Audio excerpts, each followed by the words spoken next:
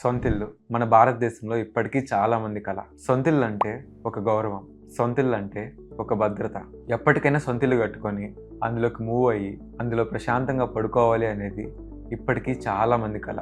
ముఖ్యంగా మన భారతదేశంలో మిడిల్ క్లాస్ వాళ్ళకి ఒక సొంతిల్లు కట్టడం అనేది ఒక లైఫ్ టైం అచీవ్మెంట్ లాంటిది. చాలా మంది వాళ్ళు చనిపోయే లోపు వాళ్ళ నెక్స్ట్ తరానికి ఒక సొంతిల్లు కట్టించి వెళ్ళాలి అనుకుంటారు. ఒక సొంతిల్లు ఉంటే చాలు, ఒక ఫ్యామిలీలో తరాలు అక్కడ ప్రశాంతంగా ఉండొచ్చు. ఒక మిడిల్ క్లాస్ ఫ్యామిలీ సొంతిల్లు కట్టడానికి పడే బాధల్ని కవర్ చేస్తూ ఈ మధ్య 3 BHK అనే మూవీ వచ్చింది. ఆ మూవీ ప్రతి మిడిల్ క్లాస్ ఫ్యామిలీకి చాలా రిలేటబుల్ గా ఉంటుంది. వాళ్ళ ఫ్యామిలీ అంతా కలిసి దాదాపు 50 సంవత్సరాలు కష్టపడితే గానీ ఒక 3 BHKలోకి మూవ్ అవ్వలేరు. ఇది సినిమాలోనే కాదు, రియల్ లైఫ్ లో కూడా ఇది చాలా మంది కథ. మన పెద్దవాళ్ళు పెళ్లి చేసి చూడు, ఇల్లు కట్టి చూడు అంటారు. అంటే ఇల్లు కట్టడం అనేది జీవితంలో ఒక కష్టమైన పార్ట్ అనమాట. ఇప్పటికీ మిడిల్ క్లాస్ ఫ్యామిలీస్ ఒక సొంత ఇంట్లో ఉండలేకపోతున్నాయంటే దానికి కారణం ఇల్లు కట్టడానికి అవుతున్న ఖర్చు. అసలు మన ఇండియాలో మిడిల్ క్లాస్ సొంత ఇల్లు ఎందుకు కట్టలేకపోతుంది? ఒక ఇల్లు కట్టడం అనేది ఎందుకంత ఎక్స్పెన్సివ్ థింగ్? అసలు కరెక్ట్గా లెక్కేసి చూస్తే ఇల్లు కట్టడం మేలా లేకపోతే చనిపోయేదాకా ఒక రెంటెడ్ హౌస్లో ఉండడం మేలా? ఈ వీడియోలో తెలుసుకుందాం. మనకు అవైలబుల్గా ఉన్న సెన్సస్ డేటా ప్రకారం ఇండియాలో 17% హౌస్ హోల్డ్స్ ఇప్పటికీ స్లమ్స్లో ఉన్నాయి. పెద్ద సిటీస్లో అయితే ఇది ఇంకా ఎక్కువ. గ్రేటర్ ముంబైలో 41% ఫ్యామిలీస్ ఇప్పటికీ స్లమ్స్లోనే ఉంటున్నాయి. కోల్కతా అండ్ చెన్నైలో ఇది 30%. మన ఇండియాలో ఇంతమంది ఇప్పటికి కూడా ఎందుకు స్లమ్స్లో బతుకుతున్నారు? ఇది మీకు అర్థం కావాలంటే ఇండియాలో మీకు కాస్ట్ ఆఫ్ హౌసింగ్ అర్థం కావాలి. ఒక రీసెర్చ్ ప్రకారం ఒక యావరేజ్ ఇండియన్ 11 ఏళ్ళు కష్టపడితే తన ఇన్కమ్తో ఒక 900 స్క్వేర్ ఫీట్ ఇల్లు కట్టగలుగుతాడు. అదే యూఎస్లో చూస్తే ఒక యావరేజ్ అమెరికన్ సిటిజన్ తన 3.6 ఇయర్స్ ఇన్కమ్తోనే ఒక 900 స్క్వేర్ ఫీట్ ఇల్లు కట్టగలుగుతాడు. ఆస్ట్రేలియాలో అయితే ఇది 7.6 ఇయర్స్, జర్మనీలో అయితే ఇది 9 ఇయర్స్. వీటితో పోలిస్తే మన ఇండియా ఎంత వెనకందో చూడండి. అఫ్ కోర్స్ మన ఇండియా బంగ్లాదేశ్, శ్రీలంక లాంటి డెవలపింగ్ కంట్రీస్తో పోలిస్తే బెటర్ పొజిషన్లోనే ఉంది. కానీ ఇండియా చాలా పెద్ద కంట్రీ. ఇండియాలో ఒక్కో చోట ఇళ్ల రేట్లు డిఫరెంట్ గా ఉంటాయి. ఫర్ ఎగ్జాంపుల్, ఇందాక ఒక యావరేజ్ ఇండియన్ కి ఒక ఇల్లు కట్టడానికి 11 ఏళ్ళు పడుతుంది అన్నాను కదా. అదే ఇల్లు ముంబైలో కట్టాలంటే 14 ఏళ్ళు ఇన్కమ్ పడుతుంది. మన ఇండియాలో కొన్ని పెద్ద సిటీస్ లో అయితే1 కోటి రూపాయలు పెట్టినా కూడా ఒక బాత్రూమ్ సైజు ఉన్న అపార్ట్మెంటే సొంతగా కొనుక్కోవచ్చు. అంటే అక్కడ ప్రైసెస్ ఆ రేంజ్ లో ఉన్నాయన్నమాట.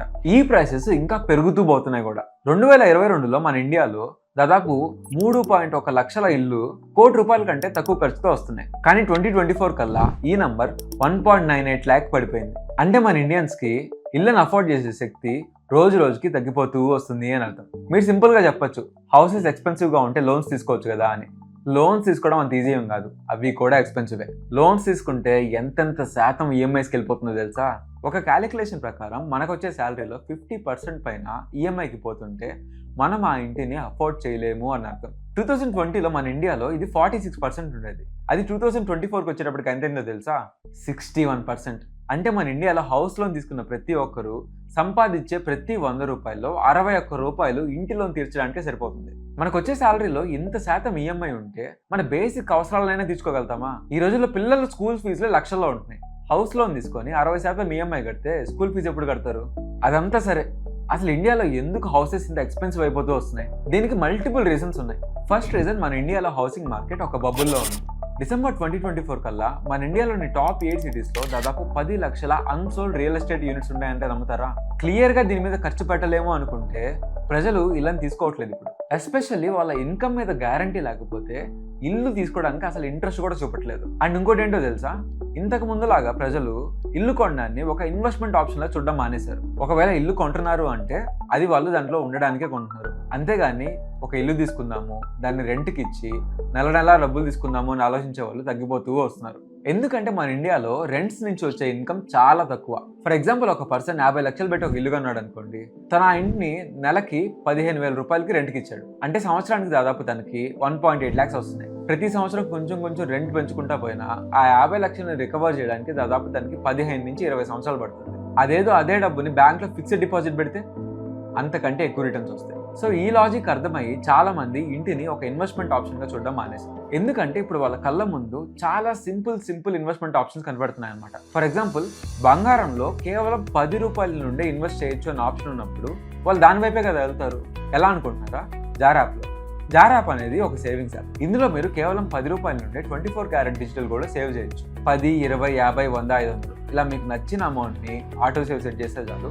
ఆ అమౌంట్ 24 క్యారెట్ డిజిటల్ గోల్డ్లో ఆటోమేటిక్గా సేవ్ అయిపోతుంది. లాంగ్ టర్మ్లో పెరిగిన బంగారం ధరతో పాటు మీరు సేవ్ చేసిన అమౌంట్ వాల్యూ కూడా పెరుగుతుంది.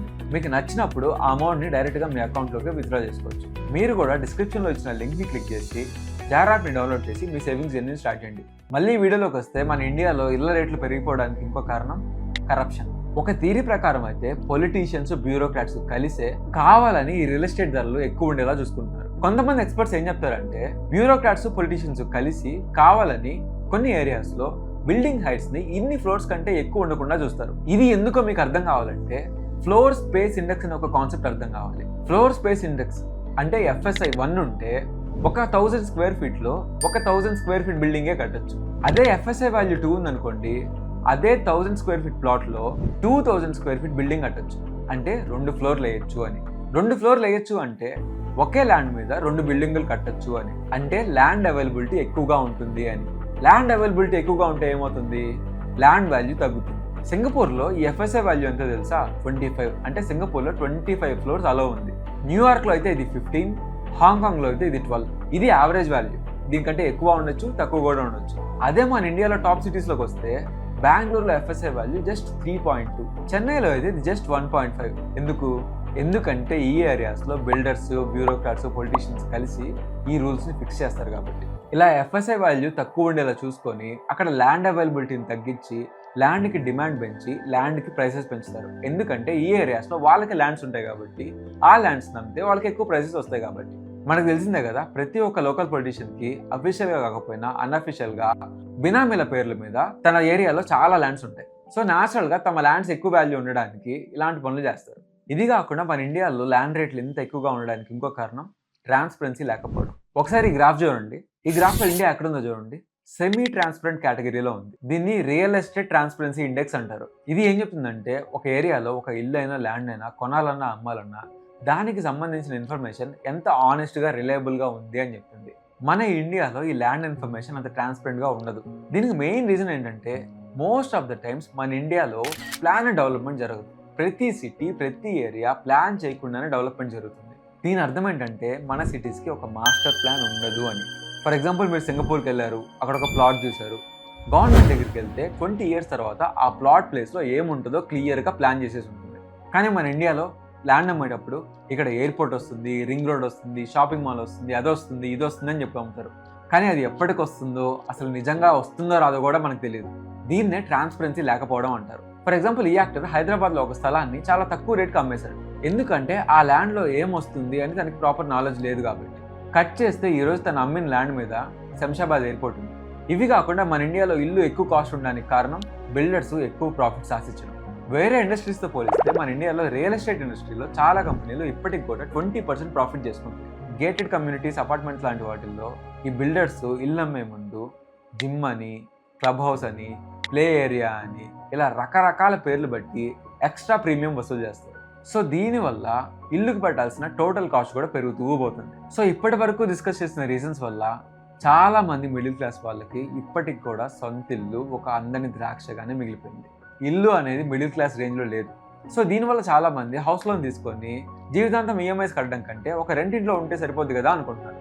సో మిడిల్ క్లాస్ వాళ్ళు ఒక ఇంటిని కొనడం బెటరా, రెంట్ తీసుకోవడం బెటరా?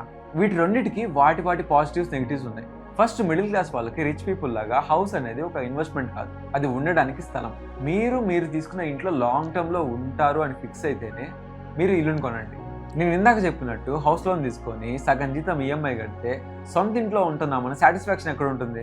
సో మీరు సొంత ఇంటిని కొంటున్నారు అనుకుంటే మీరు ఈఎంఐ ట్రాప్లో పడకుండా మిమ్మల్ని మీరు కాపాడుకోవాలి. అంటే దీని అర్థం ఏంటంటే మీ శాలరీలో 30 నుంచి 35% లోపలే ఈ ఈఎంఐస్ అనేవి ఉండాలి. నా ఉద్దేశంలో అయితే మిడిల్ క్లాస్ వాళ్ళు ప్రాపర్టీ మీద ఇన్వెస్ట్ చేసి దాని మీద రిటర్న్స్ ఆశిస్తున్నారు అంటే అది ఫూలిష్ అని అర్థం. ఎందుకంటే అదే మనీని మీరు గోల్డ్ మీద, స్టాక్స్ మీద, ఎఫ్డి మీద ఇన్వెస్ట్ చేస్తే దానికంటే ఎక్కువ రిటర్న్స్ వస్తాయి. కానీ మీరు అక్కడే ఉండాలి అని ఫిక్స్ అయితే మాత్రం దాన్ని కొనుక్కోవచ్చు, లేకపోతే హ్యాపీగా రెండింట్లో ఉండండి. సో ఇప్పటి వరకు మనం ఎంత డిస్కస్ చేసుకున్నా మీరు రెండింట్లో ఉంటారా, సొంత ఇంట్లో ఉంటారా అన్నది మీ పర్సనల్ డెసిషన్. ఎందుకంటే ప్రతి ఒక్కరి లైఫ్లో చాలా ఫ్యాక్టర్స్ ఉంటాయి. అది గౌరవం కావచ్చు, రెస్పాన్సిబిలిటీ కావచ్చు, ఇంకేదైనా కావచ్చు. ఇంకోసారి క్లారిటీగా చెప్పాలంటే మీరు లాంగ్ టర్మ్లో ఎక్కడ ఉంటారో మీకే క్లారిటీ లేకపోతే రెంట్ హౌస్లో ఉండండి. అలా కాకుండా మీరు లాంగ్ టర్మ్లో ఎక్కడ ఉంటారో మీకు తెలిసి, ఎక్కడ రిటైర్ అవుతారో తెలిసి, రిటైర్మెంట్ ప్లాన్ మీ చేతిలో ఉండి, క్యాష్ కూడా మీ చేతిలో ఉంటే ఖచ్చితంగా సొంత ఇల్లు తీసుకోండి. మీరేమంటారు? సొంత ఇల్లు బెటర్ అంటారా, రెంట్ ఇల్లు బెటర్ అంటారా? కింద కామెంట్ చేయండి. ఈ వీడియో మీకు నచ్చితే లైక్ చేయండి, షేర్ చేయండి. ఇలాంటి మరిన్ని వీడియోస్ కోసం జారా తెలుగు ఛానల్ని సబ్స్క్రైబ్ చేయండి. ఇక్కడ క్లిక్ చేసి ఈ ఇంట్రెస్టింగ్ వీడియోని కూడా చూడండి.